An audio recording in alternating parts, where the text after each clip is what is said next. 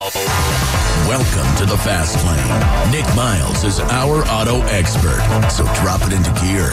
You've got a green flag. Here's Nik. Are you tired? Are you tired of the snow yet? You tired of it? There's more on the way. If you live in an area that gets snow, just get used to it.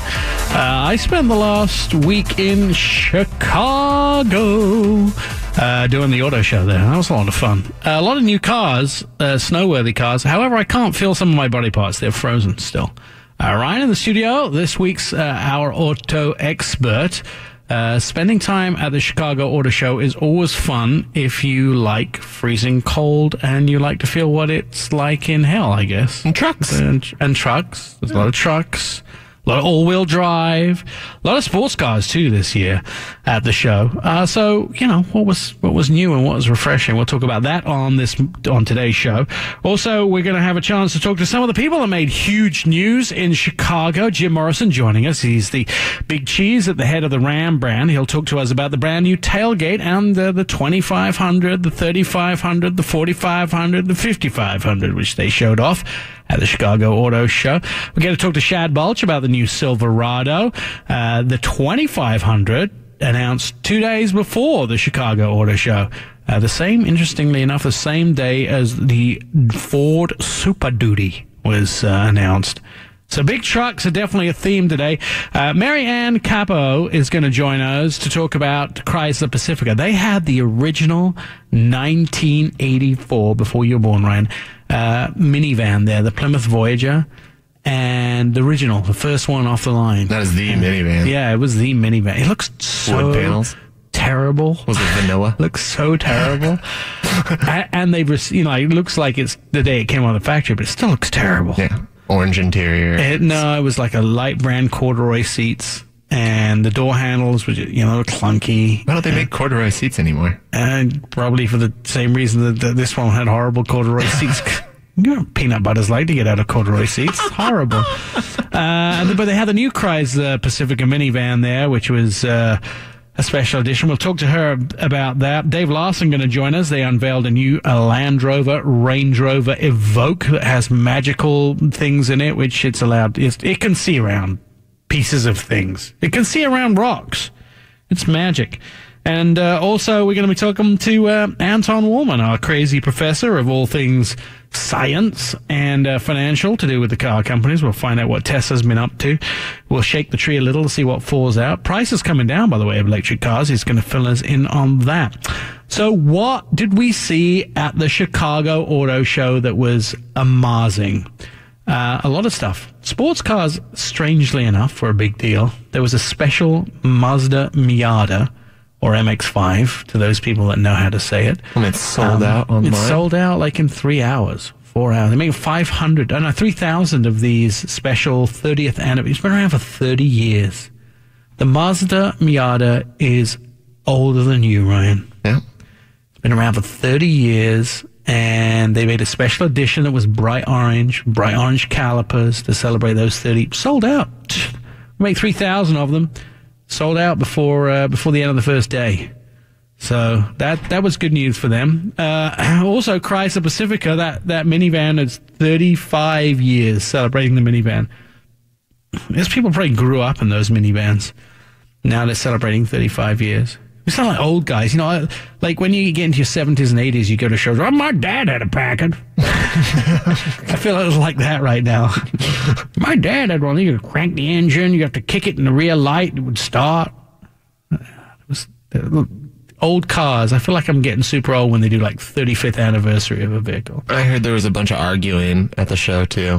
About? There was a bunch of arguing between Chevy and Ram. They were yelling at each other. Chevy, Ram, and Ford. They were all having a bit of a... But it was the tailgate argument. Well, They were just yelling at each other. Mine's better. So, Chevy doesn't have a great tailgate. It's the GMC that has the... GMC. Yeah, the GMC has the cool tailgate that has the fold-down step in it.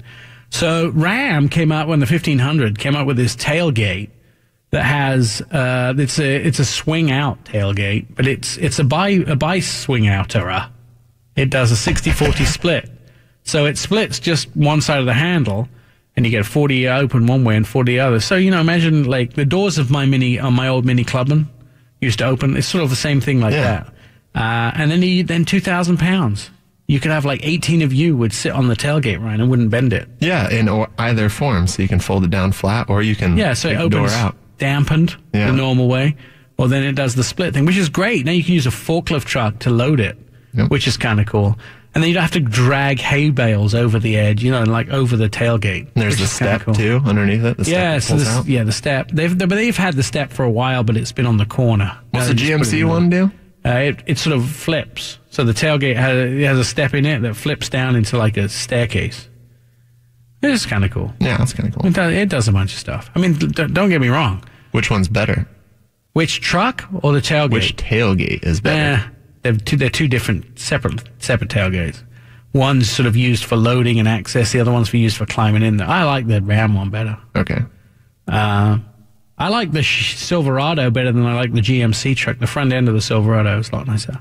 So just before, about 2 weeks before the Chicago Auto Show, Ram came up with their 2500 and their Power Wagon, which is their heavy-duty truck. And then just before the Chicago Auto Show, Ford announced their new Super Duty. And then Chevy introduced their new heavy duty. So everybody's getting to this like, we can tow more than you. 35,000, 35,500, 35,700. Aren't they called one-ton trucks too? They're big babies. Yeah, but they're called 1 ton, and they're hauling 35,000. How much is that? 35,000 pounds, 189 football players or something ridiculous. And it's like, how many elephants? It's like 6 elephants. It's 6 female African bush elephants. Which is, in case you wanted to know. Yeah. If you're ever hauling bush elephants, you know how many you can haul now. Just in case. So that, there was a lot of fighting going on between the truck companies. We were baiting them too. We talked to Mike Levine from Ford and we said, hey, Mike, do you know that they can out-tow you? No, they can't! They can't because they're doing it with a 2-door cab and we got a 4-door cab. So we got an extra 200. All right. Calm down, buddy. I'm going to throw water on him. All right, well, there you go. That's what we got coming up on the show. Stand by. Jim Morrison joining us from Ram Trucks. He can tell us how much better he is than Ford and Chevy when we come back on our Auto Expert. There's so much to this show. I'm going to hold my breath now until Jim's on because I'm going to need every single ounce of energy to counterpoint him on the new Ram truck. That's coming up.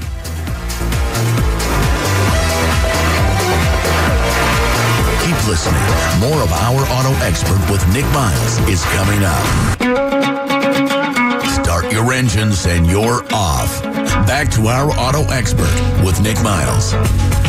Well, Friday night when maybe Friday afternoon when all of the guys from the Chicago Auto Show, all the PR representatives, the presidents, the vice presidents, the managers, the CEOs, the CFOs, and the chief marketing officers all went home. They thought, that's it. We're done with the Chicago Auto Show. We've done our part. We've introduced our fabulous new product, and we've shown everybody how amazing we are and what amazing things we can do. Little did Jim Morrison know that I was going to steal his Sunday back to talk about the new Ram trucks. Hi, Jim. Hey, Nick. How are you? I'm good. You thought it was over, but it's not. Yeah, there's a lot of excitement from what went on in Chicago, and happy to keep that going here this weekend. So it seems to be that the truck companies are really ramping it up. It's like this, you guys are just trying to outdo each other, and I'm seeing things that I didn't expect to see. First of all, let's talk about that new tailgate that you announced at the Chicago Auto Show. I don't think there's ever been a tailgate that splits 60-40 and swings open. Has there on a truck?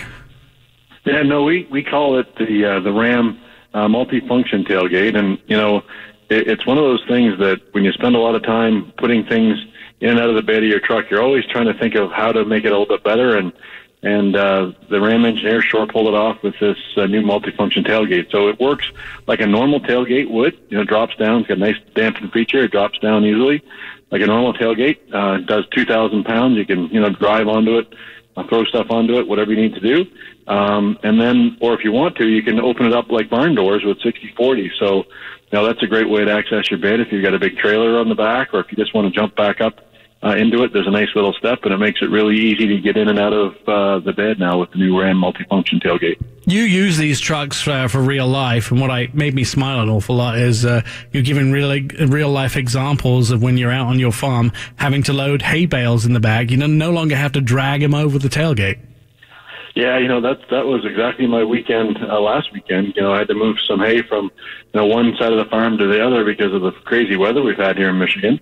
And it's nice to be able to have that extra 2 feet that you don't have to lift over. And a bale of hay is only 60, 70 pounds, but you do it 10 times and you think, damn. It's nice to be able to just throw it in the back and not have to lift over it. So that's one of those solutions that this new multifunction tailgate helps you survive with. Let's talk a little bit about the enjoyableness of this tailgate coming to market, because we heard a lot of people get excited about it. How long are they going to have to wait, and is it going to be an expensive option, or is it going to be a reasonable option? Really quite reasonable. $9.95 for the gate and for the Ram multifunction tailgate, and we can get it on every trim. So from tradesman right on through until our Warren's Unlimited, and it's really easy to access that way. $9.95, easy to throw it into your monthly payment or your lease, which is really good. And you'll be able to order them from our dealers starting in about 3 weeks. So we expect them to be at dealerships in Q2, and but the customers can go into our dealerships within just under 3 weeks and place an order for a new one coming in. So my producer for Fox Sports, Stacy, went and bought a Ram truck yesterday at a dealer in Minneapolis. If she wants to fit one, is she going to have to wait for her order of the truck, or is she going to have to? She'd have to go and swap it out for another truck? Will you be able to retrofit them to existing 2018-19 models? We're working on a solution. I don't know what it's going to be like, to be honest, because there's some reinforcements that happen in the box itself. I'm sure we'll be able to, but we're still working on that solution to tell you exactly when and how. I'd have to get back to you on that one. All right. Well, a lot of people who have Ram trucks and love them dearly would like to make sure they can add that accoutrement to their truck. Let's talk a little bit about the other big news that you had. So coming out of Detroit, we had a new 2500, big truck for you, best-in-class towing when you announced it. The competition stepped out with two of their new trucks, heavy-duty trucks, but you didn't leave it at just having the 2500 in Detroit. You gave us a 35, a 45, a 55, and a limited model at the Chicago Auto Show. Yeah, a lot of Ram news in Chicago and kind of all year. It came out of the chute with crazy dog chasing a horse here. A lot of news that we left for Chicago was the chassis cab. So you're right. We introduced the new heavy duty, so it'll out power 1,000 pound-feet of torque.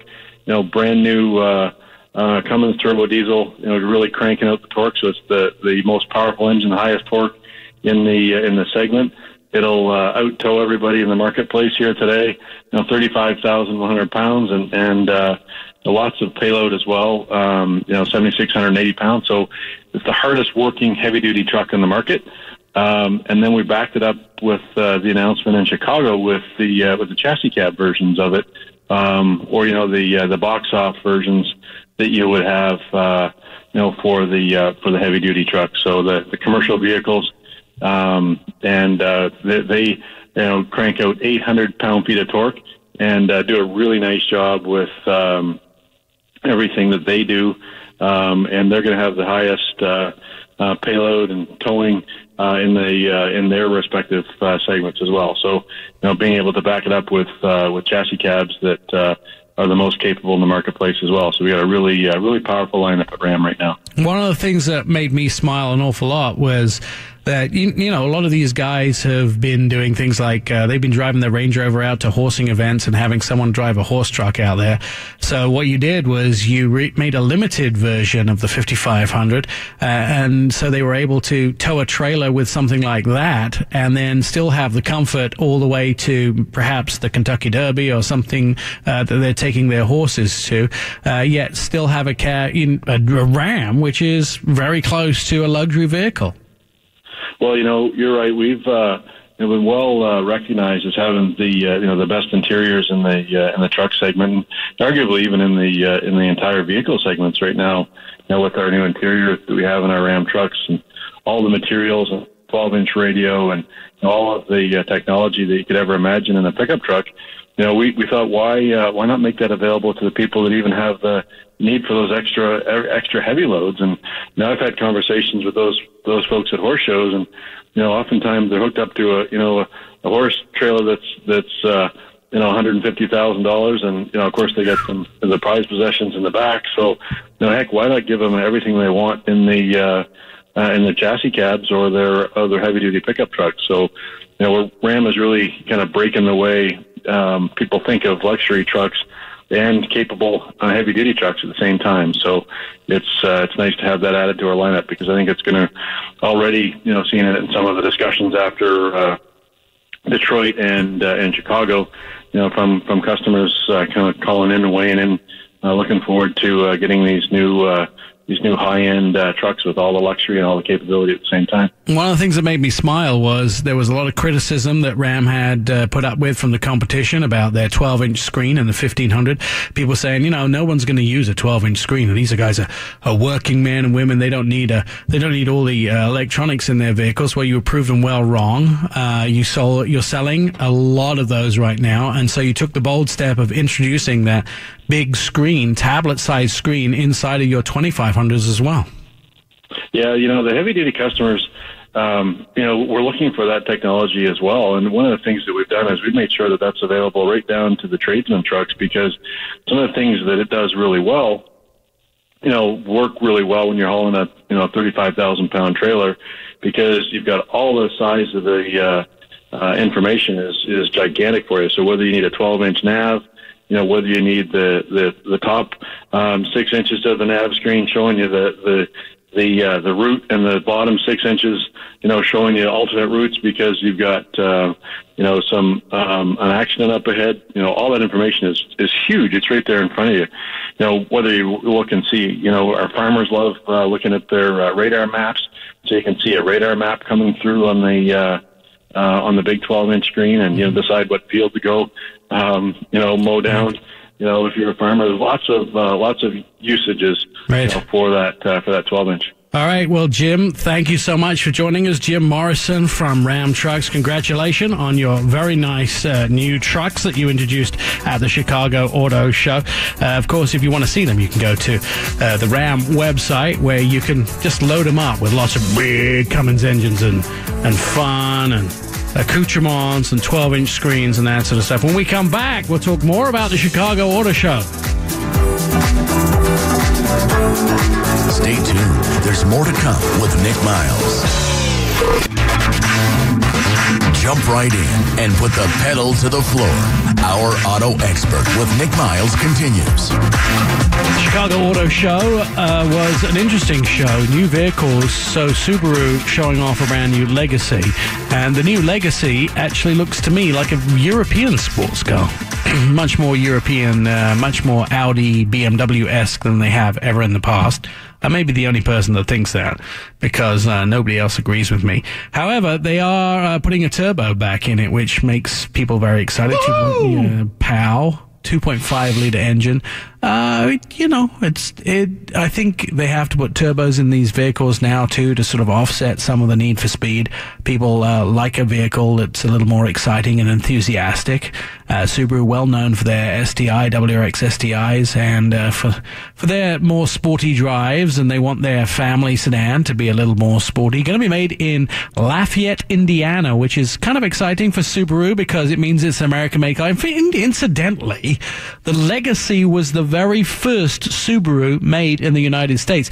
Quite often, I will fly in and I'll do some anchoring at WGN in Chicago, and then I'll drive down to Fox 59 in Indianapolis and do a little TV anchoring down there. And I drive that highway, which is where the Subaru factory is, because you pass Lafayette, Indiana, and it's just off the freeway, this giant big white square box with two chimneys coming out of it, and quite nicely, a big thumbs up for the marketing team for Subaru, because they created sort of a hillock out the front of the factory. The factory's probably about half a mile from the road, and in the summertime you can't see it because the trees grow up in front of it. In the wintertime there's no leaves on the trees, so you can see directly across the field over the fences and you can see the factory. But in the wintertime and the summertime, the hillock doesn't move. It's there for the whole year. They park this sort of display hillock, something like you might get out the front of a dealership, sort of a mound. They display their Subarus on it, sort of a black top mound with a big Subaru sign. And so I drive past it each time, and I like to look at what's actually on the front of those signs. In front of the sign, what kind of new Subaru are they making? They used to make Toyotas at that factory, I believe. Or at least Subaru and Toyota used to have a deal, but now it's all just Subarus. About 500,000 a year they're making out of the factory. I believe it's the Impreza, the Crosstrek, the Outback, the Legacy, and the Ascent. I think there's 5 Subarus they make there. But the Legacy was the first Subaru to be made in the United States, and it's been years of success for them. The factory is also well known for its ecological position on the planet. They even recycle light bulbs. Not sure quite how they do that, but they recycle light bulbs out of the factory. They recycle everything. It's a zero landfill factory. Which, what are the plastic sandwich bags from the lunch? What happens to those? They get recycled? It's 0%. They're not allowed to bring them into the facility. What do you do? What do you bring your lunch in? This is too much radio sound. What does your lunch come in if you can't? I have no clue. You can't put your sandwich bags? Get someone on Subaru on. Talk about lunches. Yeah, what do you bring your sandwiches into Subaru? No. Is there lunch police that check what you have in your lunchbox? You get a Subaru signed bag. Reusable. That's what you bring, yeah, to and from work. Yeah. All right. Yeah. Simple. What happens if you break the law? I think we're thinking. You go to Subaru jail. Way too far into this. They have a little jail in the corner of the factory because you caused some landfill. It's inside the hill where they store the cars. Yeah. Where they put the people. You sit out there and freeze until you learn your lesson, boy. I don't know why the guy who's in charge of Subaru Police sounds like a country like sheriff, but apparently he does. So the zero landfill factory that Subaru have there at Lafayette, Indiana, I drive past it all the time. Good news for them. Brand new Legacy announced. The largest rear legroom of any car in their class. The largest interior room that the Legacy has ever had. And a giant 11.6 inch touchscreen on the inside. Looks like a big iPad. Very similar to what the Dodge Ram has in it. But slightly smaller. Only about an inch smaller. But nice to see that sort of... I think Tesla were the first company to do that, but nice to see that in the middle of the brand new Subaru Legacy. And on top of that, Toyota had just tons of new vehicle. Sequoia TRD, brand new RAV4 TRD Pro, a limited edition Land Cruiser. Even though they sell most of their Land Cruisers outside of the United States, the limited edition, the Heritage Edition Land Cruiser, will only be for sale inside the United States. And then they had the new Tacoma there. They had a brand new Tacoma at the show. Well, most of them are refreshes, though, right? It's a mid-cycle Tacoma, but it looks sharp. I went and built one today online, $46,000. Where's the Tundra? I'm waiting on the Tundra. What are you waiting for? The new one. There's a Tundra TRD. No. We should go and look at life cycles of trucks around 7 years. So here's the interesting thing. Aren't they on 12 now, though? No, 7 years. 7 years. No. There's been a new one recently, like in the last 4 years. I could go find out. Wikipedia.com. The interesting thing is, so trucks are brand new about every 7 or 8 years. Every American truck company came up with a heavy duty this week, within 3 weeks of each other. 3 weeks of each other. They're all cycling together. They're all on the same production cycle. You know that they're talking to each other. No, they don't. They don't like each other. How come it came out all at the same time? Fisticuffs, because they have spies. They have spies that are spying on the competition. How do I get that job? I will tell you, when that tailgate came out from Ram, guys over at Chevy were like, yeah, we knew. We knew it was coming. We'd seen sketches a couple of years ago. They're all just like espionage. It's super truck espionage. All right, talking about super truck espionage, Shad Balch will be joining us when we come back to talk about Silverado, new heavy duty, big muscular truck. Got to go to the plant in Flint, Michigan to see that being made. Didn't drink the water, however. That's all coming up as our auto expert continues here. It's all big truck week. Stay tuned. More of Our Auto Expert with Nik Miles is on the way.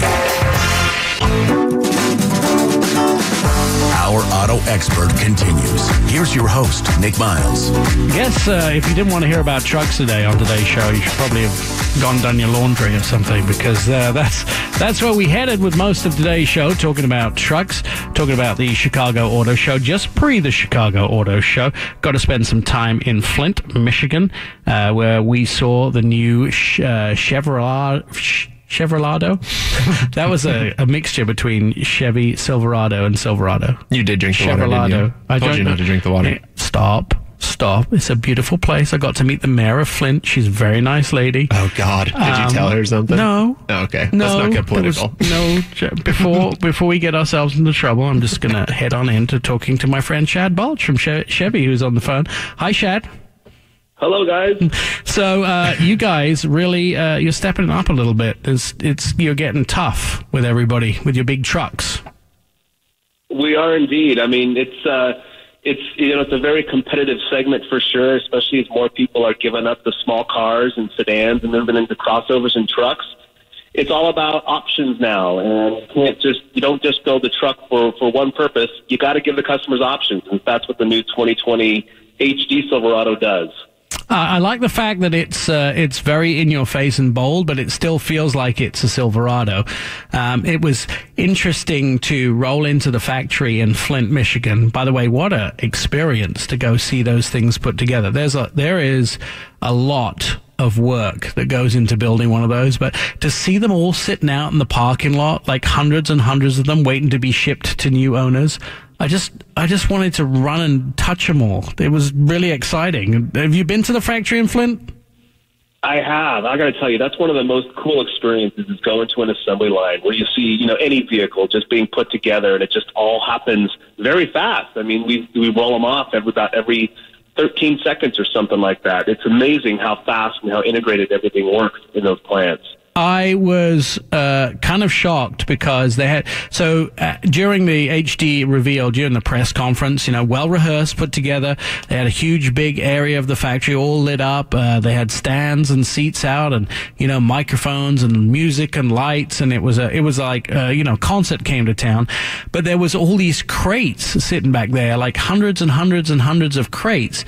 And I went poking around after it, and they basically all contained a piece of the flat bottom piece in the back of the bed for these trucks. And I went, well, how many of these in a single stack? And there was like 25, and there must have been like 400 of these stacks of these things. That's a lot of trucks, a lot of bed parts all sitting in one area.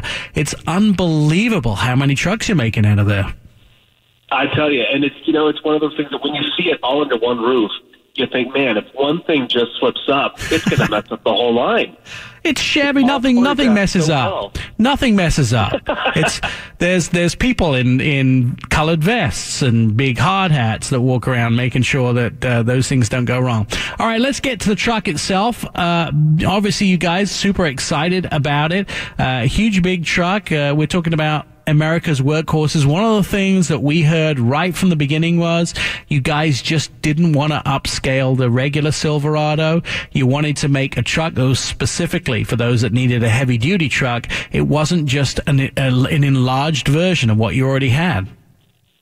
Yeah, that's exactly right. So instead of just taking the 1500 Silverado and beefing it up to be an HD, the new truck, the 2020 HD, it's all new. Everything is new. From the frame, the body panels, the power plants, everything is new, which allowed us to focus in on achieving some important numbers. So I know that you've heard this number, 35,500.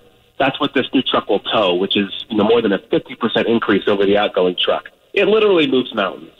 And that's super important to these guys, because these aren't people who are using this as a family vehicle. they may use it as a family vehicle, but that's not its primary purpose. Its primary purpose is to work, is to tow a horse trailer, is to load sand and gravel and rocks, or tow machinery, or tow a backhoe behind it. This is what builds houses. This is what moves livestock. This is what delivers heavy machinery, right? That's exactly right. What's interesting is, we have data that shows that about 90% of truck owners, of HD truck owners, they do just that. They tow. But interestingly, because there's this trend of folks moving out of small cars and sedans into full-size pickup trucks and SUVs, this truck also has to have all the attributes that a car used to have. So you have all the connectivity, all the safety and convenience features, all of the technology that you would normally find in either a luxury car or a small vehicle. Now you're finding that in these massive HD workhorses. One of the things I think is interesting is that heavy-duty trucks are exempt from a lot of legal parameters that a smaller vehicle may not. They don't have to report fuel numbers. They don't have to report certain crash safety numbers. But you guys do anyway because it's important to you that the customer trusts you.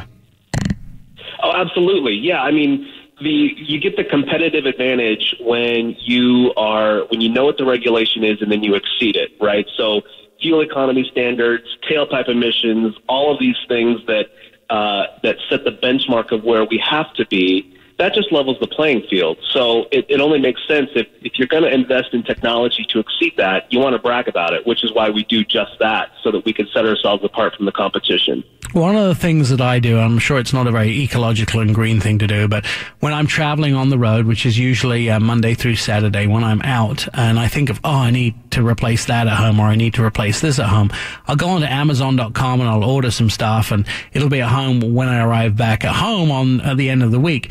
Interestingly enough, my boxes from Amazon this week had pictures of Chevy trucks all on the outside of them. Yeah, that's one of our new, we just launched our massive advertising campaign for the full Silverado lineup. It was probably the 1500 that you saw.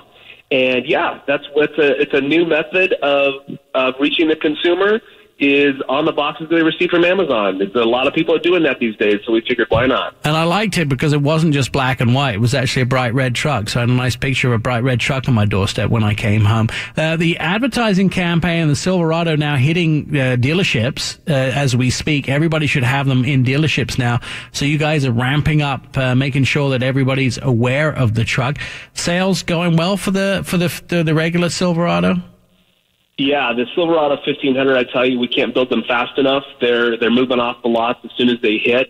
The HD, which you just saw last week in Flint, that'll start arriving in dealership lots around beginning of summertime, and we expect that they're going to go just as fast. I mean, when you have numbers like this for a truck that can do what it can do, people are waiting for it. They want it, and we can't wait to get it ready for them. I have to tell you, my favorite part of the Silverado is something that's a little strange, is actually the bed.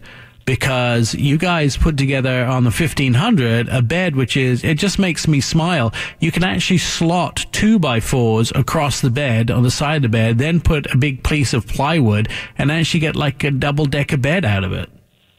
Yeah, I'll tell you what, when you do these focus groups with our engineering team to figure out how we can build the best truck, every customer said it's the bed. The bed has to be functional. The bed has to be big. Bed. So it's the largest box in the market of all of our competitors. It's about 6 inches longer and wider than the outgoing model, and that's because we removed a lot of metal that was on the inside of the bed walls and just used higher strength steel on the outside. So we were able to give more space, and we have the dual layer like you were talking about, where you can have actually 2 little slots. So that's what one of the things that we're very proud of, is that the bed is more functional than it's ever been. And you just didn't leave it at the 2500 and the 1500. You've also come out with some new versions of the Colorado. The first time I've actually seen a truck that you call the Bison, and I like it. And it's not just a pretty truck. You actually made this in conjunction with some guys that really know how to do some serious off-roading. Oh, we did, yeah. This is an overlander's dream, the Colorado ZR2 Bison. It takes everything that the ZR2 off-road truck delivered and just takes it up a notch. And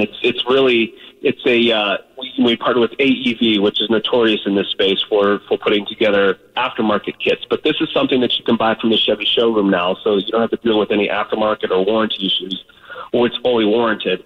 But you get all the capability of a true customized Overlander. That truck is on sale now too. One of the things I noticed about it, Shad, is it has sort of a snorkel on the side, but it's not an underwater snorkel. Is that right? Yeah, that's correct. It's more for avoiding dust. So when you're bunny bashing through desert trails and things like that, it keeps the air box clean, so that it doesn't get bogged down with dust and dirt and mud and things like that. You have a pretty interesting background, don't you, in doing a little truck racing? Yeah. Off-roading is my passion, and anytime I can get out there and fly a truck through the air, that's where I'll be. I know that's something that makes you very excited. Are you getting your Bison soon? Oh, yeah. I'm breaking miles on one now. So, and it's raining here in L.A., so I'm anxious to get out there into the mud. Well, you have plenty of good desert out in the LA area. You could probably take it for a run or two. One of my favorite things was off-roading in the new ZR2. It was just one of the most exciting things that we've ever done. We did it in, I think it was Utah last year. And first time ever, I will tell you that I actually prefer the gas engine to the diesel. I'm usually a bit of a diesel fan, but when you get out there with that gas engine, you can stomp on that thing and it goes like a race car. Yeah, I'm on the same page. I love the speed and that gas engine, that V6, with that light truck, you hit the throttle, that thing just takes off. Diesel's great for climbing up rocky hills, but I want the power of the V6. Yeah, something that's interesting that I much prefer the off-roading when you can put your foot flat on the floor than I do the very slow going over rocks. The engineers don't like it very much when you take rocks too fast. Yeah, they don't. Pretty soon those skid pans got to be an inch thick. Right. And a lot of fun driving. Well, Shad, thanks very much for joining us. It sounds like you guys have a bunch of hot new trucks hitting the market soon. So the HD coming this summer, the Silverado 1500 in dealerships right now. And what about the Bison? When can we expect to see that? That should be hitting soon. It's already arriving in dealer lots across the country. I would be more than happy to evaluate one. Anytime you want to send one up, I would be more than happy to tell you what I think. We will. Shad Balch from Chevrolet. He's a great guy, and he's our go-to guy with everything truck-wise. Ryan, you don't drive a truck anymore. No. You're done with your truck. Yeah, I'm done with trucks. Why? Because there's no need for them for me. What's wrong with you? I like to go fast, sideways. Well, all right. We just talked about the Bison. Oh, okay. You could go fast sideways in that. I'm listening. You got me now? Yes, please. Yeah. Yes, please. I will tell you, I get into sedans. I love my Mini very much, but there's nothing like... I had that GMC Terrain the other day, and I drove that for a week. I was blown away.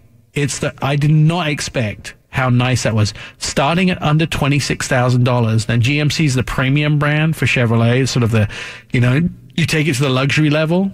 That's the GMC version of it. I was blown away at starting under $26,000 how cool that vehicle was. Now, don't get me wrong. You could easily price yourself up the same price as, a luxury car in the market by adding on everything you could find. But is it truly fun to drive? Yes. Okay. And something, I was expecting it not to be fun to drive because that's the most overused, not true statement by a lot of car companies. It's a fun to drive, and I'll be the decider of what's fun to drive, let me tell you. GMC Terrain was a lot of fun to drive. Coming up, we're going to go completely the other end of the scale and talk minivans. Chrysler celebrating 35 years as the leader in minivans. They had a new one at the Chicago Auto Show. We get to speak to Mary Ann Campos. She's going to be here telling us all about that special Chrysler Pacifica. Don't go away. There's more to come with Nik Miles. Our auto expert will be right back. It's Our Auto Expert with Nik Miles. Chicago Auto Show. We are talking about all of the big trucks that were released there, but we're going to switch gears a little bit and now talk something a little more family-oriented. Ryan, how did you get transported as a child outside of the cage? I was an only child, so in the cage. Oh, outside the cage. When you were transported, how were you transported when your parents took you out of the cage? My mom had an old Honda Civic, and that's how I learned actually how to slide sideways, was in that Honda Civic. No, wait, I'm talking about as a little child. Did you not? Family car. Did you not ever your mom didn't have a station wagon or a minivan? I was the only. This is what's wrong with you. You're missing a whole part of your growing upness. We all grew up in a minivan or something. I grew up alone. Except you. Ryan's I grew up alone in a cage, and I'm very sad. I grew up, my parents had a Toyota minivan, and it was a camper. Minivans? Yeah. In England? Yeah, in England. It was a camper. And my sister and I did it really. I like to say my sister and I because I used to drag her along with me to do things that were naughty and then just she'd get half the punishment where it was really my idea. So we stretched a blanket from one corner to the other corner. And when my dad used to drive it, we used to sit in a hammock in the middle. And one day we were swinging baackward and forwards, and my dad was like, "You better stop now because I can't keep control of the mini." That's how little they were.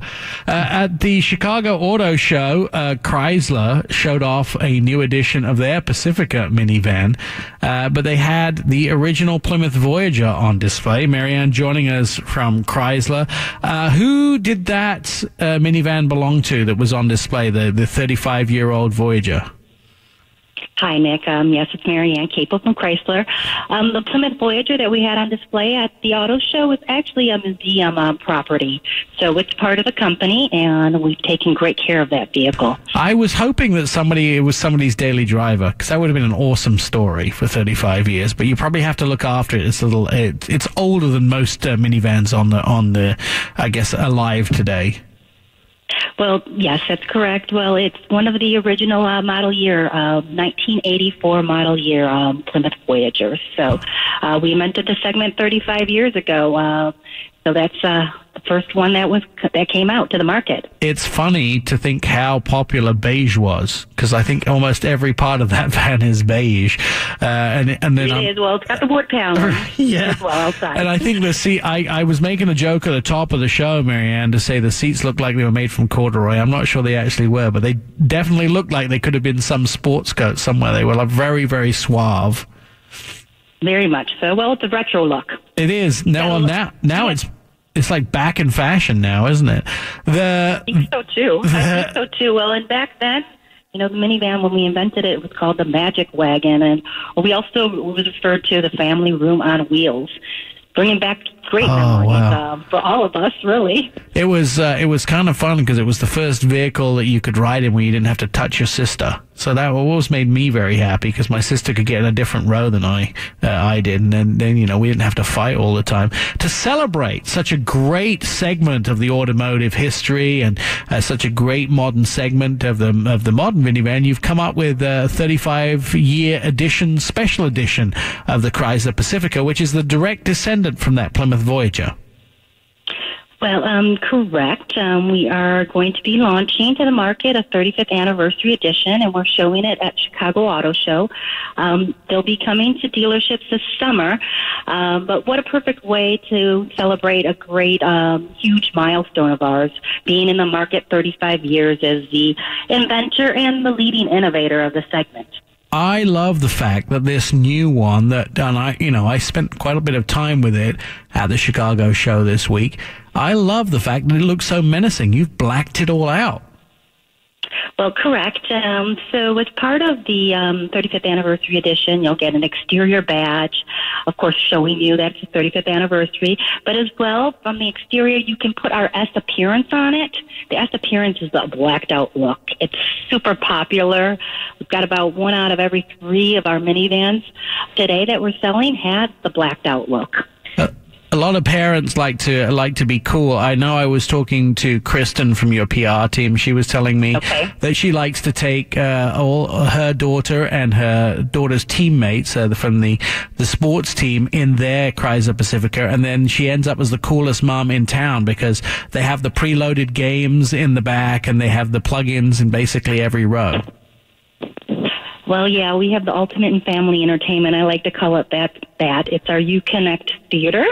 2 10-inch high-definition touch screens in the back that plays videos. You can play games. There's built-in games. I think that's what you're referring to that you were talking to Kristen about. The kids just love it. I also will have my daughter and all of her friends, and they entertain themselves along long road trips. So you can keep your eyes on the road, and they can have fun in the back. I like the fact, too, that you put the vacuum cleaner in the second row, because your competition decided the best place for the vacuum cleaner was in the very back, which is fine if you have dogs and you have to vacuum the trunk out because you get a lot of dog hair in them. But let me tell you, if you have OCD, the Cheerios and the dogs like to spend as much time as close to the front seat as possible. My guys do anyway. So if you can put them in the back of the minivan, but they are climbing those seats to get up front with you the whole time. So having the vacuum in the second row seems to make quite a lot of sense.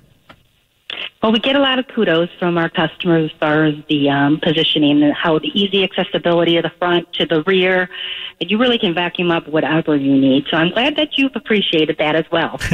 One of the things I also like about the van, just tooling around with it at the Chicago Auto Show, was the fact that you can actually hook into the navigation system and you can play a game called Are You There Yet? Are We There Yet? Which is probably the most asked road trip question of all time. That's right. So as part of the Uconnect Theater, kids in the rear can play Are We There Yet? So they know basically how much time yet until you get to the place that you're going to. That's such a common question that kids have. I think as we grew up, that's all I did was ask my parents, when are we going to get there? Are we going to get, Mom? Right. But this is actually going to entertain your kids and let them know how much further it is until you get to your location. When can we test drive the special edition? So, yes, the 35th anniversary edition will start arriving to dealers this summer. As we like to say, it's just in time for summer family road trips. All right. I can buy that. I'll be taking a road trip this year. Marianne, thanks for joining us. And, of course, you can always go and test drive the vehicle as soon as it arrives at dealers. I just love the menacing black tail look. No longer do dads have to drop their kids off a block away from school. This minivan is menacing enough. You can go right up to the front gates. It looks really cool. 35 years the minivan's been around. That's just, it's longer than I have. Wow, that's pretty awesome. All right, coming up, more. Expert with Nik Miles is on the way. He's Nik Miles, and this is our Auto Expert. Welcome back to the show, Chicago Auto Show in full swing. A lot of new cars, trucks, and SUVs being introduced to the public. The biggest consumer auto show in North America, 1 million square feet, 1,000 vehicles, and Land Rover, Range Rover took the opportunity of the show to introduce their brand new Land Rover, Range Rover Evoque, which was on display for the first time to the public. Dave Larson from Land Rover joining us on the phone. Dave, it was a very big moment for you, because this is the vehicle that really got a lot of the younger people excited in Land Rovers. Yeah, it was a huge opportunity, and we had to be really careful when we redesigned the new Evoque. And that's why we really listened to the feedback we got from our customers. And if I could narrow it down to one sentence, it was, don't change it, just make it better. Was it possible? Could you possibly have made it better from the last edition? Well, let me tell you, it's really amazing, because the exterior is definitely an evolution of the current Evoque. It is immediately recognizable as an Evoque, but everything in the interior and below the skin has been completely redesigned. All right, so the only thing I can think that I had a challenge in the last edition of the Evoque was sometimes backing up in the two-door. It was a little hard to see out of the vehicle, but you know, with the evolution of backup cameras, it's not as hard as it used to be, because of course it's always had a backup camera, and now, of course, you guys were ready for that. Yeah, so that's one thing that we realized with the styling of the car. Delivering that raked roof line, it was, difficult to see out the rear view window. So what we did is we introduced a new feature on the Evoque. It's called Clear Sight Rear View Mirror. And what it is we actually have located a camera up on top of the roof of the vehicle that looks behind you. And you're able to see that image on the rear view mirror, and you can flip or toggle between the traditional mirror view or the camera view. I like that idea, but it wasn't the only camera you installed in the car. You got magic, didn't you? You've done something magic at the front. You'd explained it to me 2 or 3 times, and it still sounds like it's sci-fi. So now this vehicle actually can see an awful lot better than the previous edition. Yeah, no, it's really neat, the technology on the front of the car. So we have a camera on the front of the car, and then we have 2 cameras that are looking down from the exterior mirrors. And we have software that patches an image together that is displayed on the center console. And what that does is it gives you a immediate image of what's underneath the front of the vehicle. So it'll see out 25 feet, but most critical is if you're ever in off-road situations, and we even realize when you're even parking the vehicle, we call it clear sight ground view. And you can see right on the center console exactly what's under the front of the vehicle. And this is, not only, as you said, not only good for parking in the city, but those people that are buying Evoques tend to be the adventurous crowd, and so they want to do a little bit of off-roading. May not be as rough and as ready as something you might do in a Discovery, but they definitely want to get out and do some of that. And this helps them avoid perhaps running into rocks. Exactly. You get a clear sight of exactly what's underneath the tires. It's almost like having a spotter out on the trail, helping to direct you. And then another off-road feature we have is weight sensing, which allows the vehicle to inform the driver of the depth of the water you're going through. So really nice system that tells you exactly how deep the water is that you're currently in. Wait, that is one of the biggest problems with driving through water, because of course you can never tell when you drive up to water how deep it is. We've all seen those pictures of Russian anchors stepping into a puddle and disappearing up to their neck because it wasn't apparent immediately how deep the water was. But now how does it do that? Was this like laser spaceship stuff? So again, we have ultrasonic sensors in both of the exterior mirrors that are looking down, and they project an image on the infotainment system in the center console, which is basically a profile of the vehicle, and then you see what the depth of the water is. And also with the Evoque, we have segment leading depth fording at nearly 2 feet. All right, because I was surprised that when I drove the I-Pace through a river in Portugal, and I'm going to get the opportunity to drive the brand new Evoque, and I presume they're probably designing the track right now or the off-road section in Greece where we're going to do this. I'm pretty sure it'll have some water involved. What do you think? Yeah, no, this vehicle lives up to the Land Rover DNA, and you're going to see an incredible off-road course and definitely some depth bordering activities.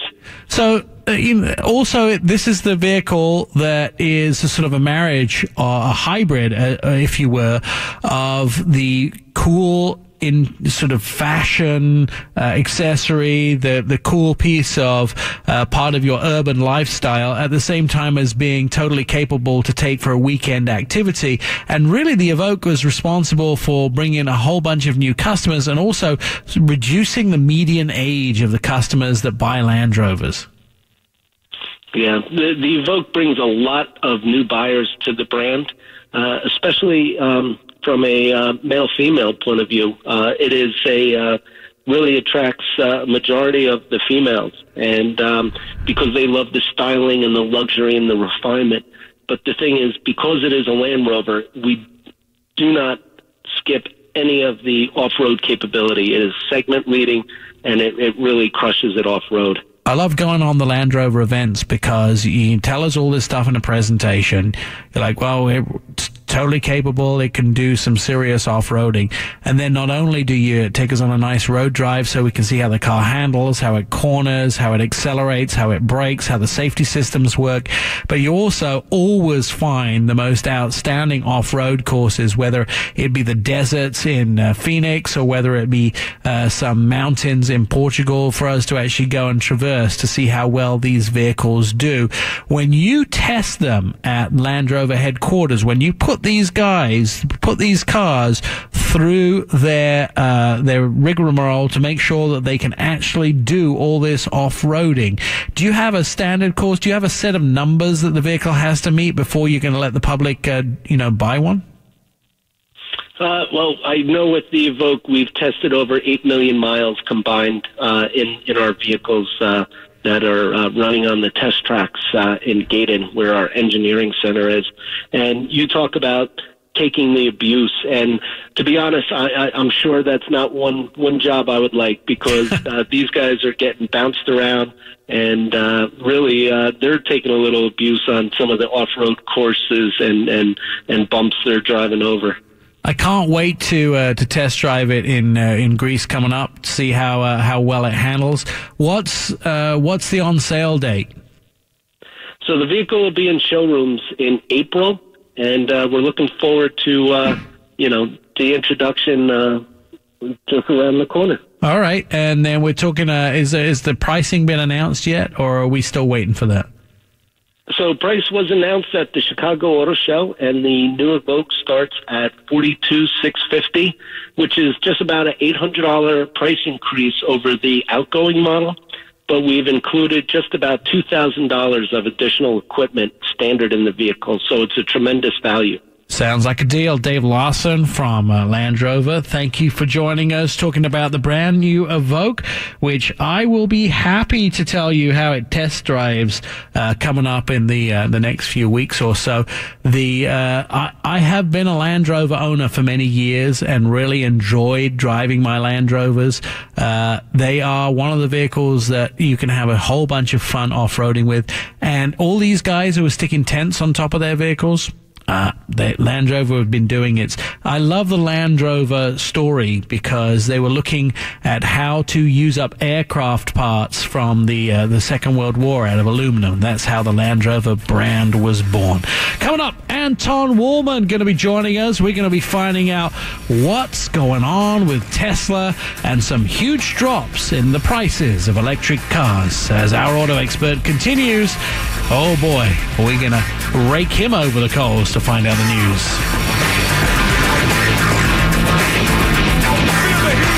More Auto Expert with Nik Miles is on the way.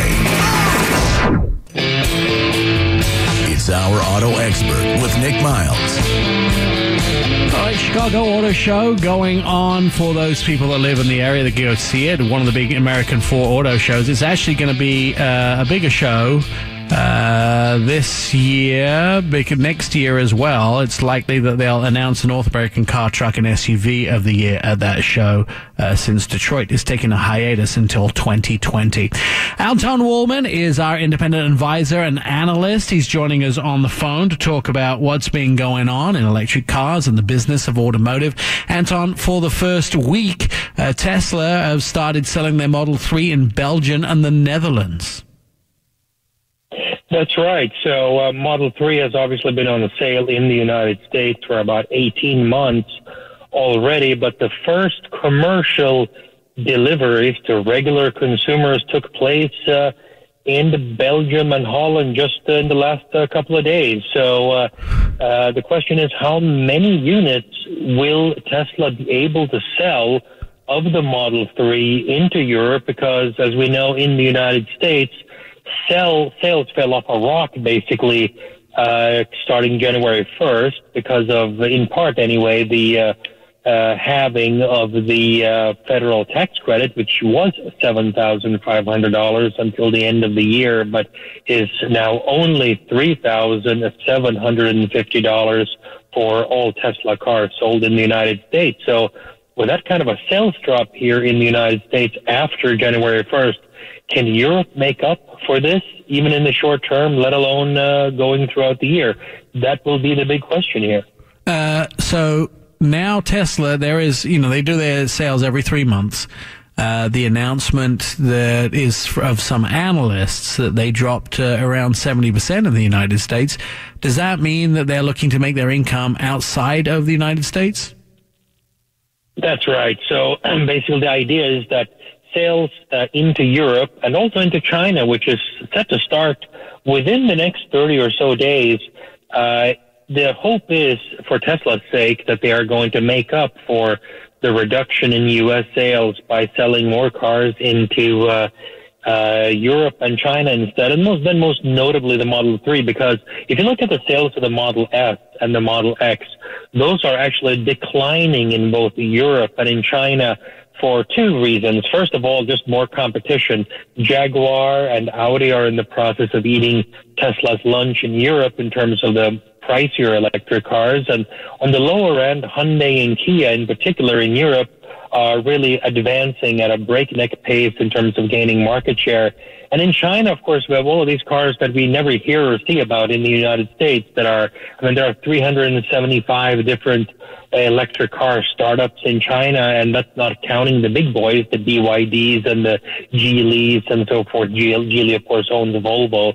So, Tesla has got its work cut out for itself in China as well as in Europe. Sounds like that this summer will be a real banner summer for the release of new electric vehicles in the United States, making Tesla's climb a little more uphill.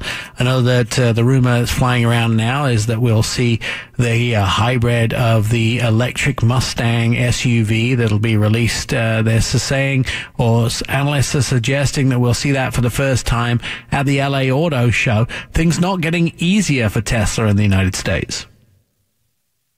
No, what's going on here is the old ketchup bottle effect, in that sometimes the long product cycles that it takes to develop any car, whether electric or not, these things take at least 4 to 5 years to develop from scratch.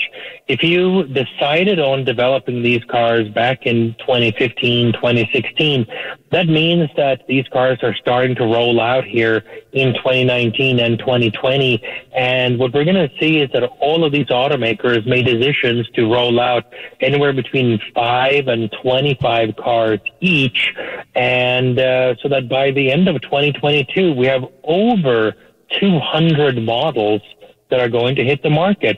We won't be able to keep track of them, Nick. We're going to be confused. This is going to be essentially like doubling almost the size of the entire automotive model market in terms of complexity as we have known it for the last few decades. And probably what will happen is some of the companies who are not as robust will end up cutting the prices because they won't be selling the vehicles. So as consumers, we can expect to see some cut price EVs at some point. Oh, yeah. This is widely speculated in that unless the consumer has some sort of incentive to buy all of these electric cars, it's going to be tough, because there are a lot of people that live in the warm, balmy California and maybe the other sort of Sunbelt smile states where it doesn't get all that cold, who find it pretty obvious that, of course, you have 7 miles to drive to work and another 3 miles to the grocery store and another 2 miles to school, and there's nothing more to worry about. But of course, much of America lives in between California and Washington, D.C., and it's cold there. And, by the way, you may have to sometimes travel longer distances, such as you may want to have a car that can take you in the middle of the night at 30 below zero to the hospital, and if need be. And for those types of people, getting an electric car right now doesn't sound quite as attractive, so the hurdle is going to be tougher. And that leads us to exactly the phenomenon that we just talked about, Nick, and that is that all of these 200 or so cars that are coming out, I think that they are going to be discounted very heavily as we move into 2020 and 2021. I'm looking forward to the day that I can buy a brand new electric vehicle for half the price a gas vehicle is currently on sale. That might be something that's in the future. Anton, we're going to take a quick break for commercials. When we come back, I want to talk to you a little bit about the new Audi e-tron, which is on sale, plus the falling price of electric vehicles. That's all coming up as our auto expert continues. There is so much electric news you will not believe what we're going to talk about in the next part of the show.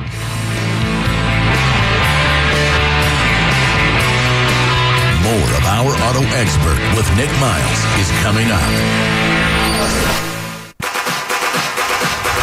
He's Nik Miles, and this is Our Auto Expert. I enjoy it when they introduce me with, exciting disco music. Disco. I make myself sound like I'm 80. You're listening to Our Auto Expert. On the show with us, Anton Wallman. He is an independent analyst and reporter, researcher. 389 articles. You can find them on Seeking Alpha by Anton. Anton, we were talking a little bit about Tesla. Let's talk a little bit about the Audi e-tron. First deliveries into Norway recently. Yeah, so after numerous delays, remember this car, the Audi e-tron, the first pure electric car from Audi, which is essentially a mid-sized SUV, very beautiful, very well-portioned car. It has been delayed several times. It was supposed to be out in October, got delayed to November, then they said December, then they said January, but it now looks like they made their first commercial deliveries in the last handful of days in the country of Norway. They delivered almost 100 cars here in the last week, and the backlog in that tiny little country alone is supposed to be about 3,000 cars. So let's see how long it takes them to deliver these 3,000 or so cars in just that little country alone. And keep in mind that Audi has supposedly been producing the e-tron since the beginning of September in its factory in Belgium. And in the meantime, these delays had to do with the software and certification and so forth. So presumably they've been able to produce several thousand of these that are now going to commence deliveries, not just in Norway, but also in Germany and Belgium and Holland and a small handful of other countries in Europe. Now, this could mean trouble for Tesla because they already laid off a few people just recently. Does this mean that their production will be slowing down and some of the Tesla jobs in the United States could be in trouble?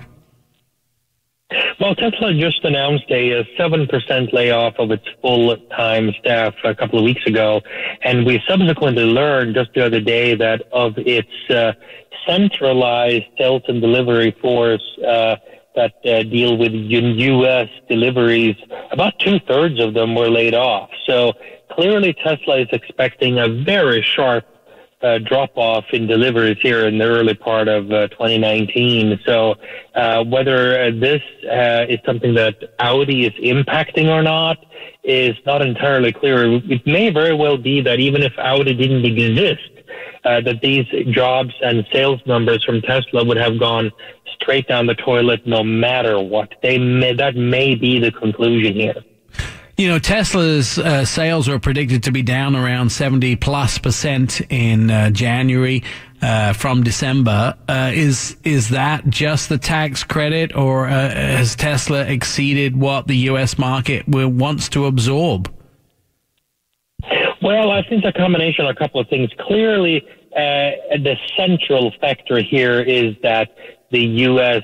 Federal tax credit was cut in half January 1st for Tesla, and everybody had known about that since the middle of the year. So for about 6 months, people had been angling to decide on when to take delivery of a Tesla, primarily the Model 3. So I think really what happened was that, driven by this factor, Tesla shook the tree as hard as it possibly could to eke out every single little possible person in the entire country who had any inkling of buying a Tesla. Basically, if you didn't take delivery of a Tesla by the end of December 31st, you would basically be a bit stupid. That was the argument. And as a result, there just aren't all that many buyers left at these prices. I mean, clearly, if they come out with a lower price model here soon enough, or whenever it happens, they're going to be incremental buyers. There's no question about that. But as things stand right now, it was pretty natural that this would happen, this very dramatic drop in sales come January 1st. But Tesla did reduce the price of the Model 3 by $1,100 a week or so ago.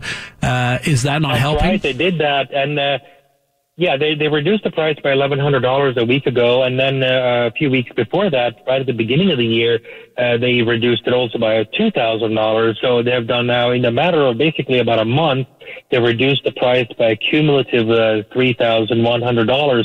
But that was after they shook the tree and after all the apples had fallen down. So basically, these price cuts right now, for this existing car that saw a reduction in federal tax credit of $3,750 may not have yielded all that many incremental sales at this point. So I think they would have to do a lot more for sales to come back up again. Can they afford to reduce the price anymore, or you think they've exhausted any leeway that they may have had? Well, of course, this is a very complicated situation where really the cost of a car, let alone the cost of anything, depends on how you define costs, right? Because it depends on over what volume is spread the fixed cost, and it's part of a far larger total factor equation.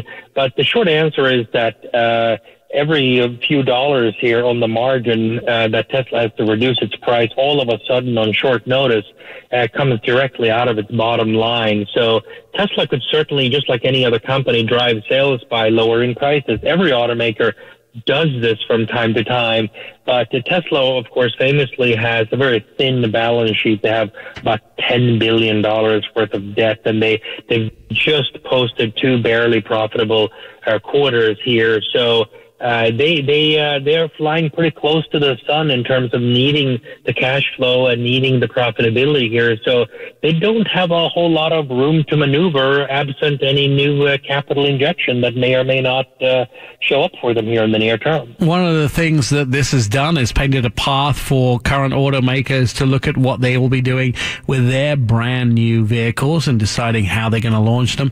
And Polestar, which is Volvo's electric car company, says it will reveal its brand new vehicle on February 27th or sets the reveal date, and then that will hopefully come in as a vehicle which is a well-priced electric vehicle.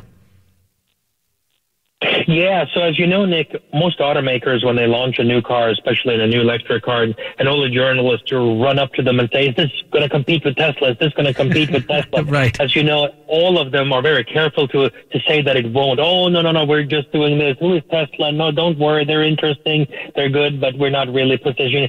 Well, we all know that is not exactly the case, but Volvo is a bit refreshing here is that they say very explicitly, and they make no bones about it. They said this is absolutely meant to be an absolute direct head-on competitor to the Tesla Model 3. It's the same size, it's the same shape, it's going to have 400 plus horsepower, it's going to have 300 miles of range, it's going to have all-wheel drive, basically a very high-spec car, and they've been toying around with a price. I can't imagine that they will stick to this, but they've been saying it shouldn't cost more than $45,000.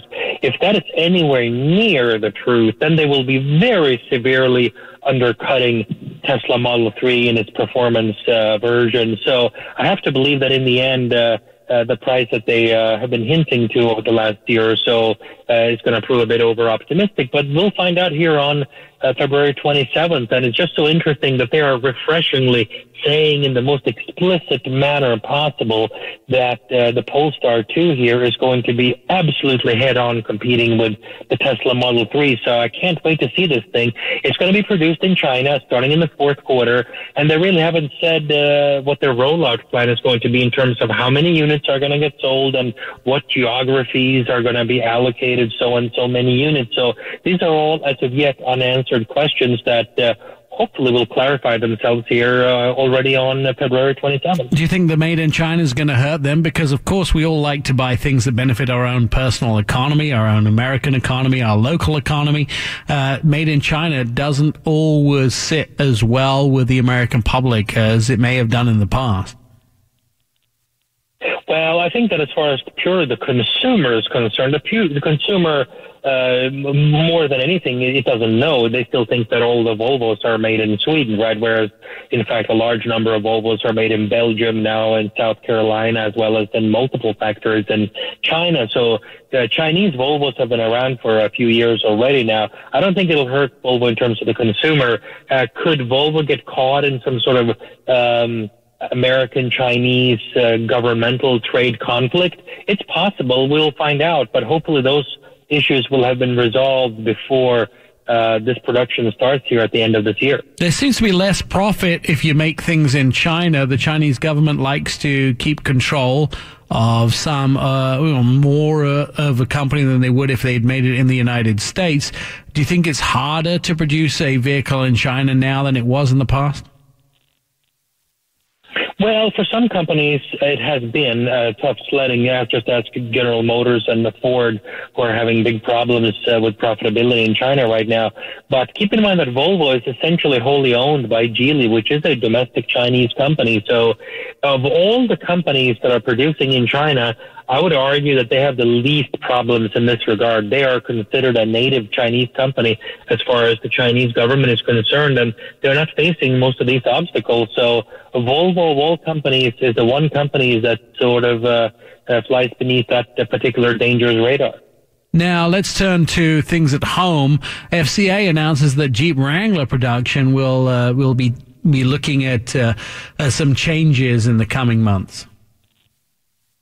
Oh, this is very exciting, Nick. Extremely exciting. I can barely go to sleep, and I wake up in the middle of the night in a positive way when I think about this. In the second quarter, for all the wrong reasons, Nick, for all the wrong reasons. So basically, in the second quarter, a production of the Jeep Wrangler in Toledo, Ohio, is going to go down for a nondescript number of weeks because they're retooling the assembly line to be able to handle the production of the plug-in hybrid Wrangler, believe it or not. This thing will undergo pre-production here during the second half of 2019. And in January, they're going to start creaming out these cars, plug-in hybrid Wranglers. They haven't really talked much about the architecture in it, but if you look under the rear seat of a four-door Jeep Wrangler Sahara, you'll see that there's nothing there, just thin air. That's where you put the battery, obviously. And this may give you, we'll find out, but close to 20 miles worth of pure electric drive.